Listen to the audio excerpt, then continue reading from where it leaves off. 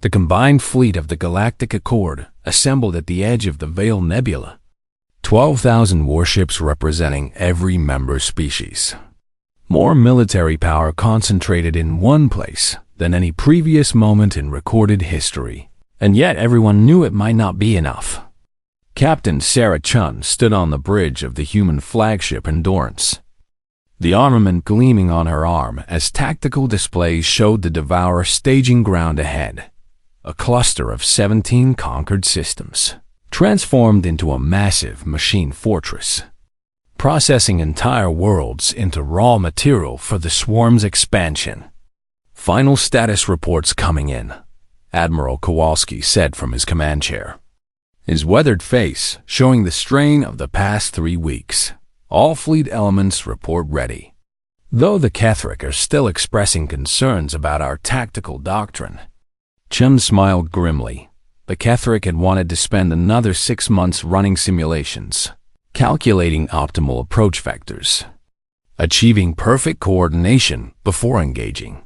Humanity's suggestion to hit them hard and adapt on the fly had caused several crystalline commanders to literally crack under the conceptual stress.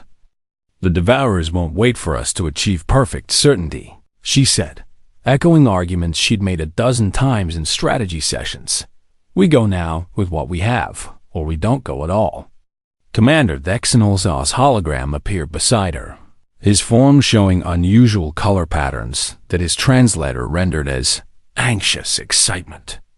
Captain Chun, the collective has finished distributing the tactical framework to all fleet elements, he reported. Though I must note that your human doctrine remains unconventional by Accord standards. Unconventional wins fights, Chun replied, flexing the armament and feeling its power respond to her will. Conventional got us 3,000 years of watching the weapon gather dust. The past weeks had been intensive training as Chen learned to wield the armament's capabilities while Accord strategists tried to build a battle plan around a weapon they didn't fully understand. The compromise was what they called the human doctrine, a flexible strategy that emphasized rapid adaptation over perfect coordination. All ships, this is High Chancellor von Eck. The sullen their leader's voice resonated across fleet communications. Today we face an enemy that has consumed hundreds of worlds, that threatened to end our civilizations, but today we carry hope forged by the progenitors themselves, wielded by one who teaches us that action has its own wisdom. Chun felt her cheeks warm at the praise. She was just an engineer trying not to get everyone killed, not some legendary hero. Fleet advancing, Kowalski announced, and 12,000 ships began moving toward the Devourer fortress. The enemy detected them immediately. Of course they did. It was impossible to hide a fleet this size, and the response was overwhelming. Devourer constructs emerged from the fortress like wasps from a disturbed nest. Thousands of autonomous warships built from the corpses of conquered worlds, each one a masterpiece of brutal efficiency. Contact in 90 seconds, the tactical officer called out. Enemy fleet composition matches projections. Approximately 15,000 capital-class constructs with support elements. We're outnumbered.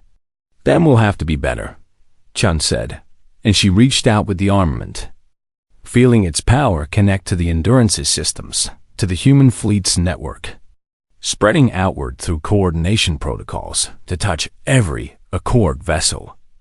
This was the armament's true strength, she'd learned, not just raw destructive power, though it had plenty of that, but the ability to enhance and coordinate, to make a fleet fight as a unified organism while still preserving individual initiative. Engaging, Kowalski ordered, and the battle began.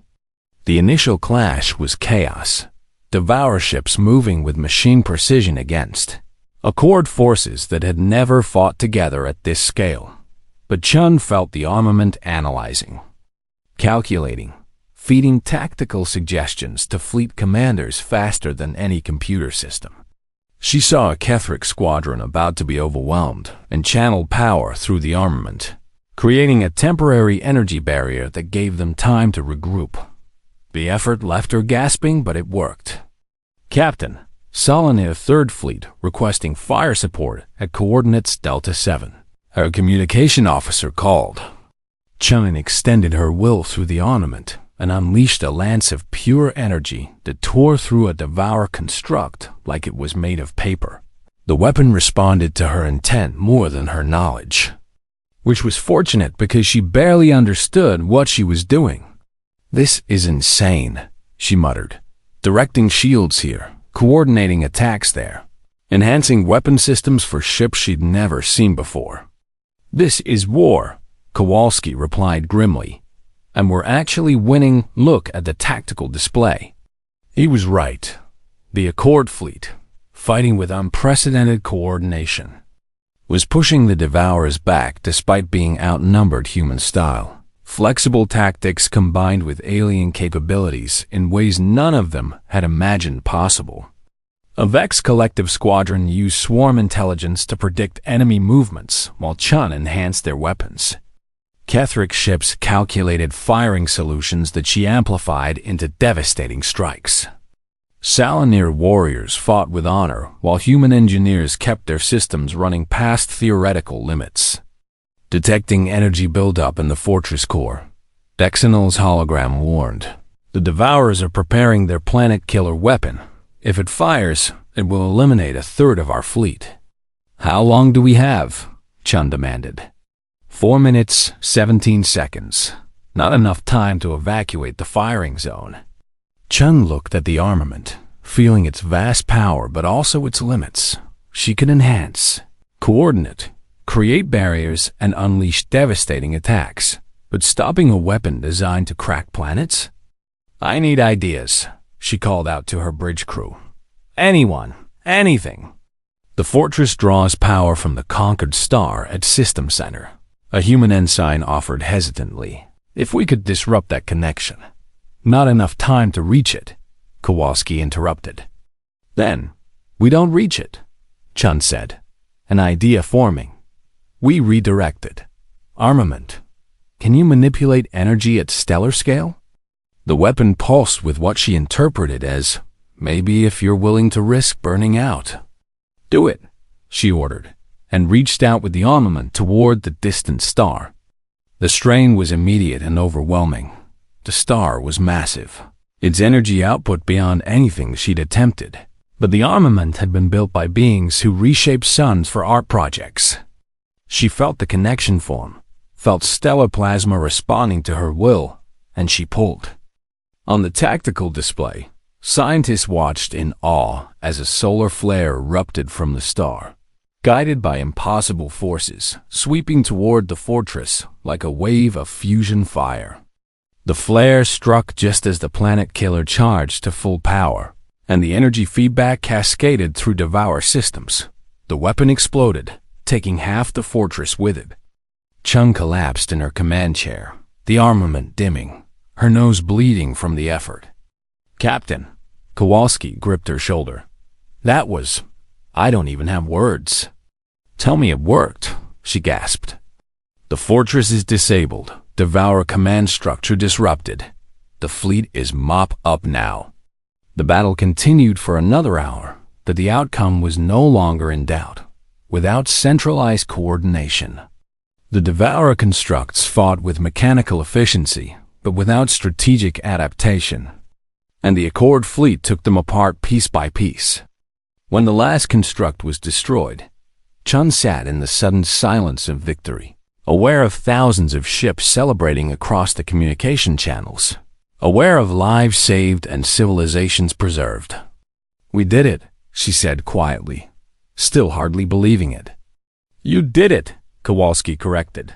"You and that ancient weapon. Though I'll admit, the fleet helped a little." In the aftermath, as salvage teams picked through Devourer wreckage and medics tended to wounded, Chun met with the Accord leadership via hologram. "The threat is contained," Wernak announced. "Our analysis suggests the Devourers operated from this single staging ground. With it destroyed, the remaining scattered constructs pose minimal danger." "Captain Chun," The Accord owes you a debt beyond measure, Ambassador Quilk said, her form rippling with colors Chun had learned meant deep respect. The Accord owes itself, Chun replied. You all fought brilliantly. The Armament just helped you work together better. Nevertheless, Vexinal's harmonics carried unusual warmth. You have taught us valuable lessons about the balance between contemplation and action. The Kethric Science Directorate is already revising our decision-making protocols to incorporate what we call satisficing, accepting good enough solutions when perfect ones would take too long. Chun laughed at the academic term for just try it and see what happens. The months that followed brought profound changes to the Galactic Accord species that had spent millennia perfecting their individual approaches, began learning from each other in new ways, recognizing that their differences were strengths when properly combined. The Kethric started teaching humans advanced mathematics while learning human improvisation. The Salanir discovered that honor could exist in pragmatic solutions. The Vex Collective found that distributed decision-making could be faster than perfect consensus. And Chun? She returned to Earth briefly, walking through the parks and cities of home while carrying a god weapon that could reshape worlds. The contrast was surreal. What will you do now? Admiral Kowalski asked her during a quiet dinner in Geneva. The medical bay in Threshold Prime's human section was never designed to handle someone bonded with a progenitor artifact. But it was the only place Chun felt remotely comfortable as doctors and technicians swarmed around her with scanners and concerned expressions. Your neural activity is off the charts, Doctor, Okonkwo said, studying his displays with the intense focus of someone confronting the impossible. The Armament has created new pathways in your brain, connected to systems we don't have names for. By all rights, you should be dead or insane. I feel fine, Chun replied, and it was true. Better than fine, actually. Like she'd been operating on partial power her whole life, and someone had finally plugged her in properly. The gauntlet pulsed gently on her arm, warm and comfortable, despite being made of materials that shouldn't exist. Outside the medical bay, the station was in controlled chaos, the Accord leadership demanding explanations. Xenobiologists wanting to study her, military strategists wanting to deploy her against the Devourers immediately. Commander Vexinal had locked himself in his laboratory, reportedly running calculations non-stop trying to understand what had happened. 3,000 years of theory, invalidated in a single moment by a human who just reached out and grabbed the thing. Ambassador Quilks appeared in the doorway, her form compact and controlled. Captain Chun, the Accord Council requests your presence, she said formally. Then her voice softened. They're frightened. You understand, what happened challenges everything they thought they knew about the universe. Chun nodded, standing up despite Dr. Okonkwo's protests. Let's go explain the unexplainable then, she said with a wry smile. The council chamber held representatives from 200 species, and every optical sensor, eye, and sensory organ focused on Chun as she entered. The weight of their attention was almost physical. High Chancellor Vornek spoke first, his voice carrying carefully controlled emotion. Captain Chun, you have accomplished what our finest could not. The Accord is grateful. But we must understand what occurred. He paused, choosing words carefully. Some among us believe the armament should be removed from you and studied, to determine if the bonding process can be replicated with more suitable candidates. The implied insult hung in the air. Humans were too new, too primitive, too unreliable to wield such power. Chun felt the armament respond to her flash of anger, energy crackling across its surface, and forced herself to calm down. Losing control now would prove their fears correct. The armament chose me, she said firmly. I didn't trick it or hack it or get lucky. It bonded with me because of something I did. Or didn't do, Or maybe just because I was the right kind of wrong for what it wanted. Explain, Dexnol demanded, his harmonic sharp with scientific desperation.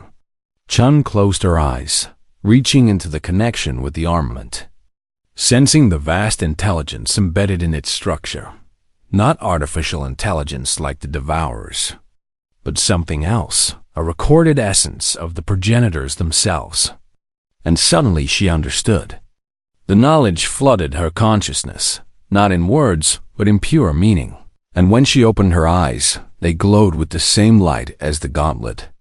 The progenitors didn't fall to war or plague, she said, her voice carrying harmonics that made every translator in the room struggle. They fell to perfection. They became so advanced, so refined in their thinking, that they couldn't act without complete certainty. She gestured with the armament, and holographic images filled the chamber, showing the progenitor civilization at its height, beings of pure thought who had transcended physical form, who could reshape reality with contemplation. When the first Devourers came, the original machine swarm that inspired these ones, the progenitors debated the proper response. Chun continued, the armament feeding her information.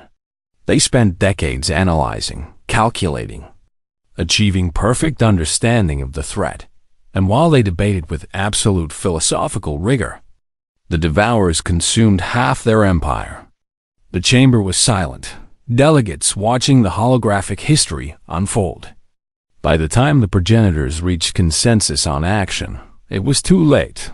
They won eventually, but at such cost that their civilization never recovered. Chun's voice carried sorrow that wasn't entirely her own. The survivors built the armament as a lesson for whoever came after, a weapon that wouldn't bond with the worthiest or smartest or strongest, but with someone who would act. Act, Vernek repeated slowly.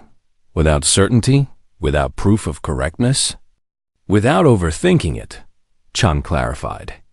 Every species who attempted the choosing brought their highest values, their most refined philosophy. You made it into a test of worthiness because that's how you think, how you've all been trained to think by millennia of civilization. She looked around the chamber at beings who represented the pinnacle of galactic culture. Humans are new to all this, she continued. We don't have thousands of years of tradition telling us how to approach ancient artifacts. We see a tool, we pick it up. We figure out what it does by using it. The progenitors wanted someone who wouldn't spend 3,000 years theorizing about worthiness. Ambassador Quilks's form rippled with what might have been understanding or horror or both. You're saying our advancement, our sophistication, made us unworthy, she said slowly. I'm saying it made you cautious, Chun corrected. And caution has its place. But so does action. The armament doesn't want a philosopher king. It wants someone who'll use it when needed without requiring absolute certainty first. Lexinol's body flashed with rapid color changes, indicating intense processing. This is disturbing, he admitted.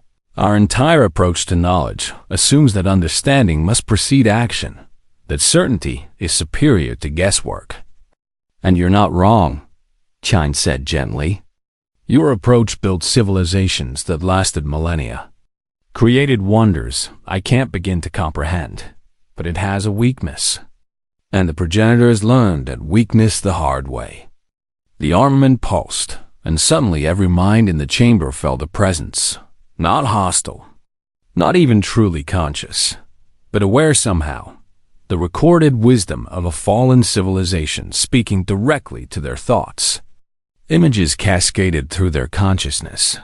The progenitors in their glory days, so refined they debated the ethics of breathing. The first Devourers arriving to find an empire paralyzed by perfect understanding. Desperate warriors building the armament as their civilization burned, encoding it with a simple requirement: find someone who acts. The presence faded, leaving delegates shaken and silent. The Devourers advance, Chan said into the quiet. And we can spend more time debating whether I should have been chosen. Or we can use what we've been given. I didn't ask for this. Didn't want to be special. But the armament bonded with me, and now we have a weapon that might actually stop the machines consuming our galaxy. You have no training, a Salanir warrior objected. No understanding of the weapon's capabilities. No experience commanding forces. How can you possibly lead a counteroffensive? I don't know, Chun admitted freely, but I'm willing to try. Willing to make mistakes and learn from them. Willing to act even without certainty of success. Apparently, that's what qualifies me. She raised the armament, and energy coalesced around it, responding to her will. The progenitors left instructions encoded in the weapon, she said. Not a manual exactly, but call it intuitive knowledge. I can feel what it's capable of. And it's terrifying and amazing and completely overwhelming. Then we train you, Vornak decided. Authority returning to his voice. We mobilize the Accord fleets. Prepare for coordinated assault, and we trust that the progenitors knew what they were doing when they designed their selection criteria. Even if that criteria chose a human over your finest champions, Quilks added, her tone carrying notes of irony and acceptance. Especially because it chose a human, Dexnall said, his harmonics shifting to something like wonder. Because it means our assumptions were wrong. And being wrong means we can learn. Perhaps humanity's gift to the Accord isn't just a warrior who can wield the armament, but a reminder that wisdom and action must balance. Chun felt the weight of their expectations settle on her shoulders, but the armament pulsed with reassurance. She wasn't alone in this. She carried the legacy of beings who had reshaped galaxies. All right then, she said, squaring her shoulders. Let's figure out how to kill some devourers. The chamber erupted in activity as species who had barely been speaking began coordinating. As the Accord remembered, it was strongest when united. And somewhere in the dark between stars, the devourers continued their advance. Unaware that the galaxy had finally found something that might stop them. Not the worthiest weapon, but the weapon wielded by someone willing to try. Captain Sarah Chun spent the night before her scheduled attempt reading every report she could access about the armament. Sitting in the small quarters assigned to humanity's delegation with a tablet and 3 cups of coffee growing cold beside her. She wasn't a hero. Not by any definition that mattered. She was a combat engineer who'd spent 12 years in the Orbital Defense Force, fixing broken equipment and improvising solutions when proper parts weren't available. Who'd earned her commission through technical school rather than a military academy.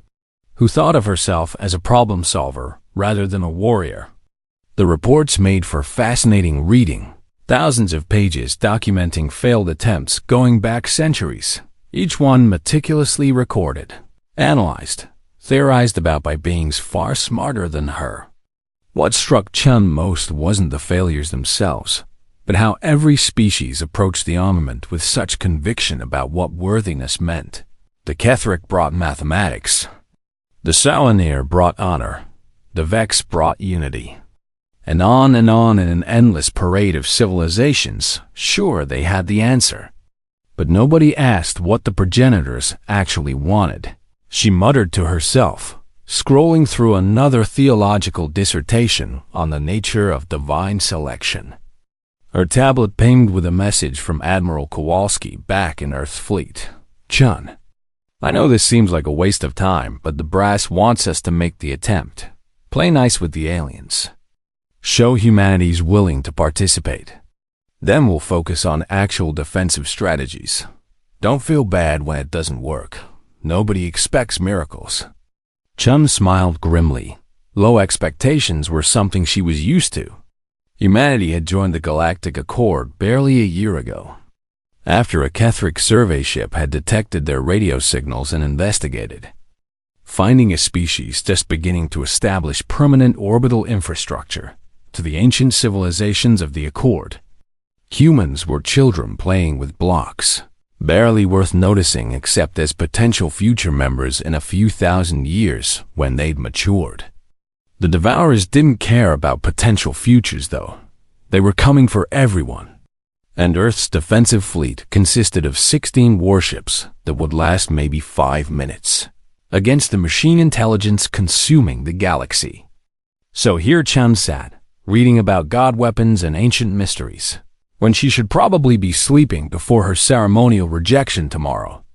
Morning came too quickly, and Chun, dressed in her formal uniform, gray and unremarkable compared to the elaborate ceremonial armor worn by other species, champions, and made her way to the vault chamber. The gallery was less crowded than it had been for earlier attempts. She noticed many delegates had already left, convinced the tournament was futile. Their attention turned to evacuation planning and last-ditch defensive preparations. Commander Thexanol greeted her with harmonics that suggested polite disinterest. "Captain Chun, you understand the ceremony," he said, gesturing toward the vault. "Approach the armament. Demonstrate your worthiness through whatever means your species deems appropriate. Attempt to lift the gauntlet when it doesn't respond. Withdraw and allow us to proceed with closing remarks." "When it doesn't respond," Chun repeated, raising an eyebrow. "You sound pretty sure about that." 3,000 years of data provide substantial certainty, Thexanol replied, his crystalline body refracting light in patterns that might have been a shrug. Chun nodded and walked toward the vault entrance, ignoring the formal entrance protocols other species had used. No prayers, no meditative preparation, no ceremonial cleansing. Inside the chamber, the armament waited on its crystalline pedestal, pulsing with that hypnotic inner light. Up close, it was even more impressive than the video suggested. A gauntlet sized for a hand larger than human, but not impossibly so. Its surface flowing like captured lightning. She circled it slowly, examining it from different angles with an engineer's eye, looking for interface points, power couplings, anything that might suggest how it functioned. The metal, if it was metal, seemed to shift when she wasn't looking directly at it, and her tablet's sensors went haywire trying to measure it, displaying readings that couldn't possibly be accurate unless the thing existed in 17 dimensions simultaneously. "Interesting piece of equipment," she said aloud, and several delegates in the gallery shifted uncomfortably at her casual tone. Chun pulled out her tablet and took a few scans, noting that the energy signature pulsed in patterns that almost seemed like a heartbeat, not random. Not mechanical, but something organic despite the clearly technological construction. She reviewed her notes from the previous night's reading. Ketherick attempted mathematical proofs. Solanair offered ritual combat. Vex presented unified consciousness. Feldrin brought innocence. Matharians brought peace. Every species projecting their highest values onto the selection process. But the progenitors had left no instructions, no guidelines, no tests that seemed important somehow. What if, Chun thought, they didn't want someone who had to prove themselves worthy? What if they just wanted someone who would use the damn thing? The simplicity of the thought made her laugh, drawing more uncomfortable attention from the gallery. Every species had made the choosing into this elaborate ceremony, this test of worthiness, this philosophical exercise, but the progenitors had been practical beings despite their power. Builders who created wonders that still functioned after millennia of neglect. Maybe they weren't looking for the worthiest candidate. Maybe they just wanted someone who saw a tool and picked it up. Chun stepped up to the pedestal, looking at the gauntlet without fear or reverence. Just clinical interest. It was a piece of equipment, advanced beyond anything humanity could build, but still fundamentally a tool designed for a purpose. She reached out. "Captain Chun," Vexenol's voice carried warning harmonics. "You should prepare yourself mentally for the attempt. Rushing the ceremony has never produced positive results." "I'm not rushing anything," Chun called back. "I'm just picking it up. That's what you do with tools, right?" Before anyone could protest further, she wrapped her fingers around the gauntlet and lifted. The armament came away from the pedestal, as though it had been waiting for exactly this moment. And then it exploded with light. The chamber filled with brilliance so intense that every species present shielded their sensory organs. Automated safety systems dimming windows and filtering radiation. Chun felt the gauntlet flow up her arm like warm water. Felt it interface with her nervous system in ways that should have been agonizing but somehow weren't. Felt it connecting to her brain, her thoughts, her intentions. The connection wasn't painful, but it was overwhelming. Information flooded her consciousness. Technical specifications and operational parameters and vast stores of knowledge about physics that humanity hadn't even theorized yet. She staggered, and the gauntlet steadied her, becoming part of her, an extension of her will rather than a separate object. In the gallery, absolute chaos erupted. Delegates shouting in 100 languages, alarms blaring, security forces rushing toward the vault. Veximo stood frozen, his optical sensors locked on the impossible sight of a human wearing the armament. His carefully constructed theories about worthiness and selection crumbling like sand. The light faded gradually, leaving Chun standing in the center of the chamber. The gauntlet now seamlessly merged with her right arm from fingertips to elbow, pulsing in rhythm with her heartbeat. She looked at her transformed arm. Flexing her fingers experimentally, the weapon responded instantly, energy crackling between her knuckles. "Well," she said into the stunned silence, her voice steady despite the insane impossibility of what just happened. "I guess it works." Ambassador Quokes recovered first, her form rippling with what might have been shock. "How?" she demanded. "How did you? We offered the collective's billions."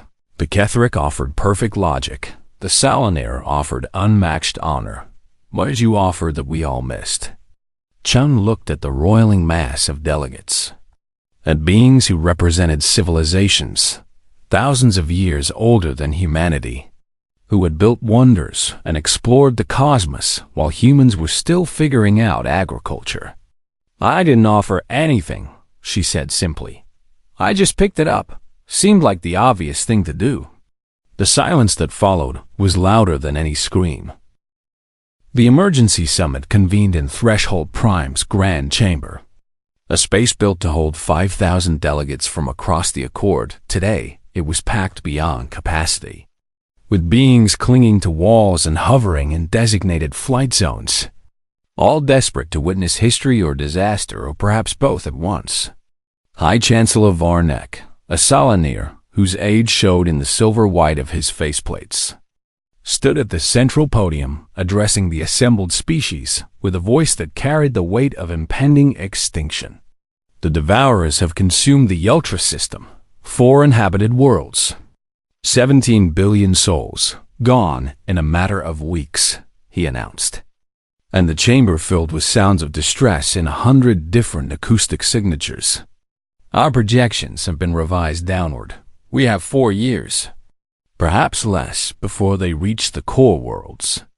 Then we must abandon this futile quest," Ambassador Rilnix of the Turkenshoals declared, her aquatic suit sloshing as she gestured emphatically. 400 years of attempts have produced nothing. We should be building evacuation ships, not waiting for ancient magic to save us." "The armament is not magic," Commander Thexnell interjected with harmonic patterns suggesting intense irritation. "It is technology beyond our current understanding, and it remains our best option for survival. One progenitor champion could theoretically destroy the Devour fleet before breakfast." "Theoretically," Rilmik shot back. "Theoretically, we could all sprout wings and fly home too. Neither seems likely to happen." Varnek raised his hands for silence, the gesture translated by 1,000 cultural interfaces into requests for order. "We propose a final trial, a grand tournament where every member species sends their absolute finest candidate.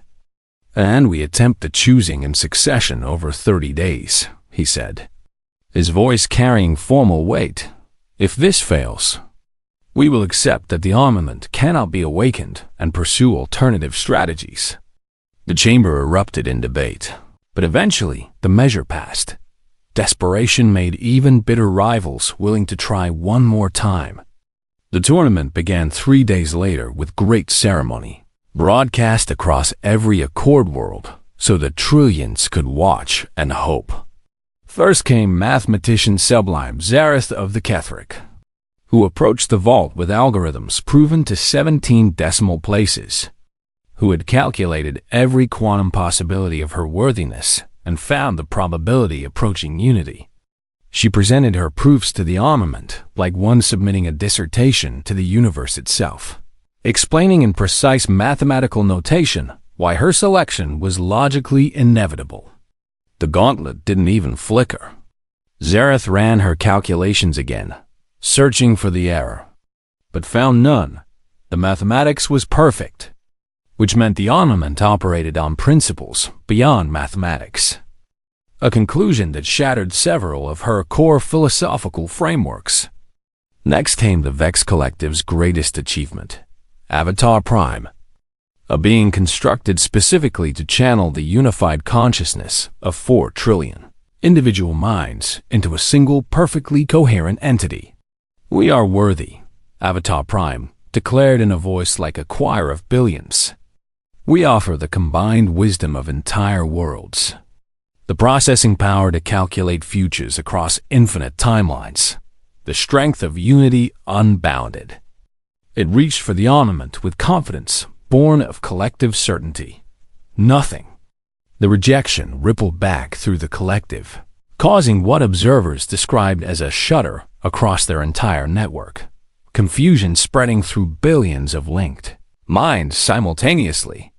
Day after day, the attempts continued, each one unique, each one revealing something about the attempting species' deepest values and highest aspirations. The Feldron sent a child, reasoning that innocence might be what the progenitors sought. The gauntlet remained cold. The Ixtar offered a criminal sentenced to death, thinking perhaps the weapon wanted someone with nothing to lose. No response. A Matharian monk who had achieved perfect stillness of mind, who hadn't spoken or moved unnecessarily in 40 years, approached in complete silence. The Armament ignored his peaceful presence. By the 15th day, tensions in the chamber had grown dangerous. Species began questioning each other's motives, suggesting sabotage or political manipulation. The Ketheric have been studying the Armament for centuries, a Salanir delegate accused during one heated session. Perhaps they've programmed it to reject all non-crystalline life forms. Ridiculous. Dexinal's harmonics carried barely suppressed rage. "We lack the technology to alter progenitor artifacts. If we could modify the Armament, we would simply activate it ourselves." "Then explain why every attempt fails," the delegate pressed. "Why 3,000 years of effort produces nothing? Perhaps the weapon is broken, or was never meant to function in the first place.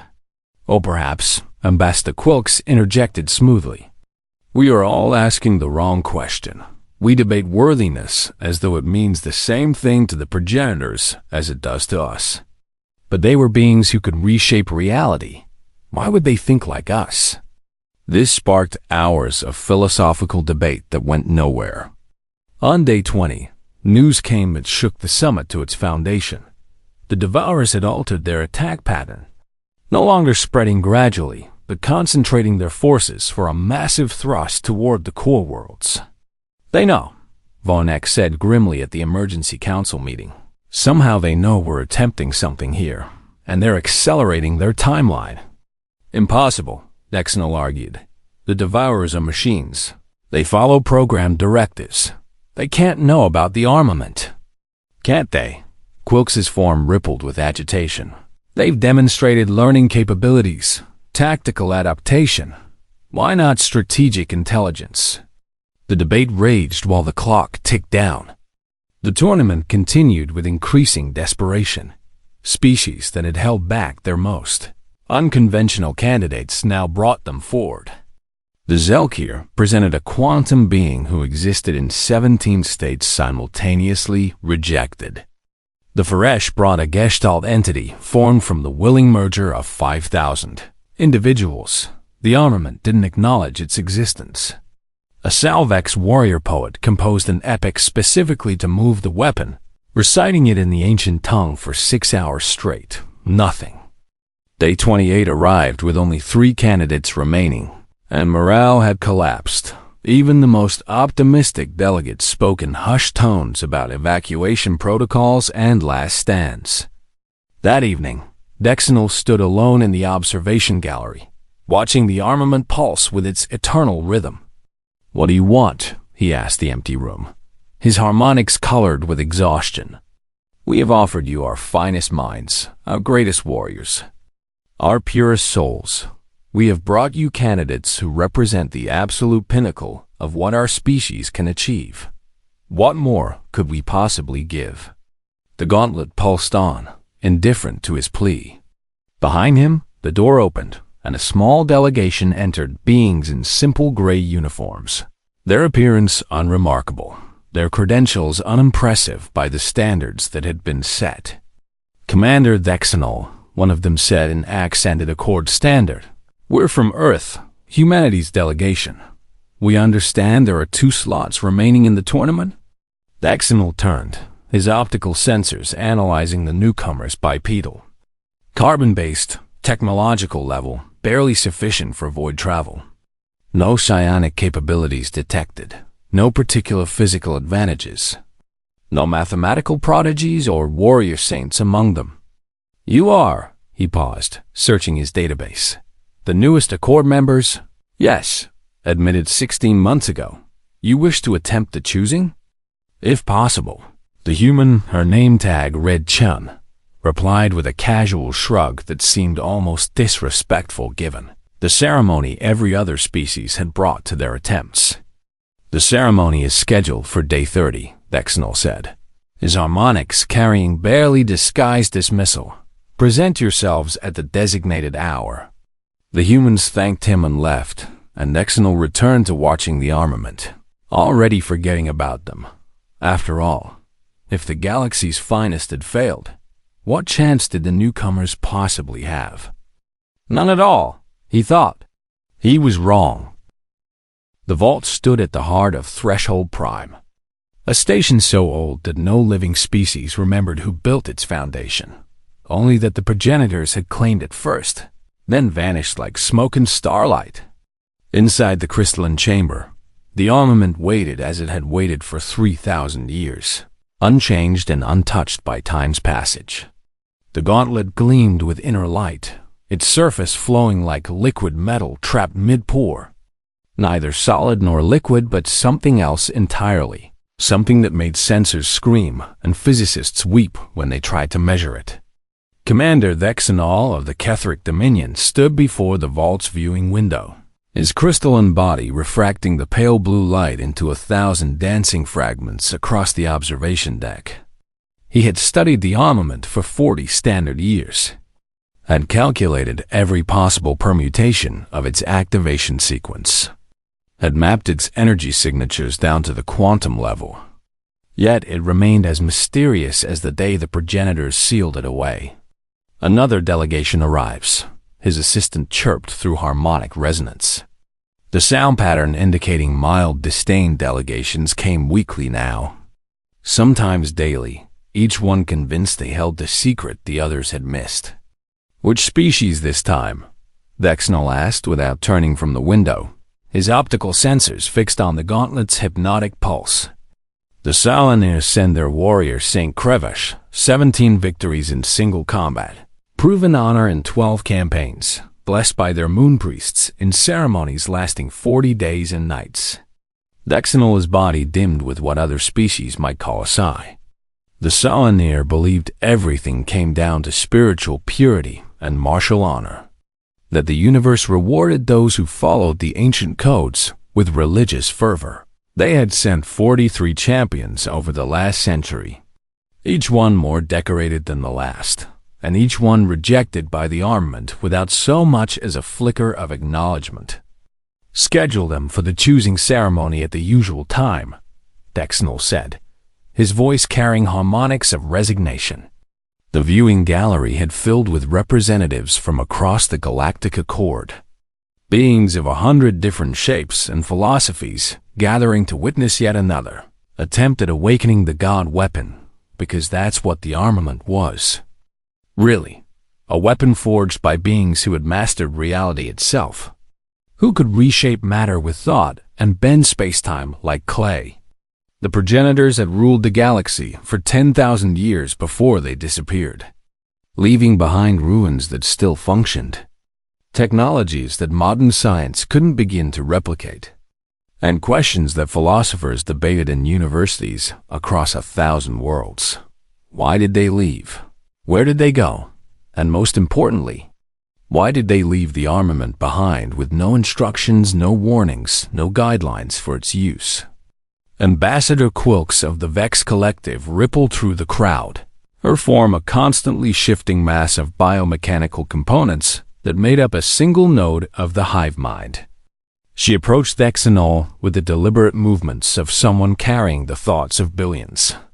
"Commander, we must discuss the probability matrices again," she said, her voice carrying the slight echo that marked collective speech, 17 billion minds speaking in near-perfect unison. "The armament has rejected your candidates 9 times. Ambassador," Thexanol replied with harmonic patterns suggesting polite fatigue. "Your unified consciousness, impressive as it is, appears no more appealing to the weapon than individual minds. Then, we propose a hybrid approach, one mind channeling the processing power of the collective, filtered through Ketheric computational matrices, guided by Solanaire meditation techniques. You propose cooperation between species who can barely agree on trade protocols, much less on philosophical approaches to worthiness." Quilks's form shimmered with agitation. The collective didn't understand rejection well, didn't have cultural frameworks for failure that wasn't immediately analyzable and correctable. Across the galaxy's rim, the reason for all this desperate seeking was consuming another world.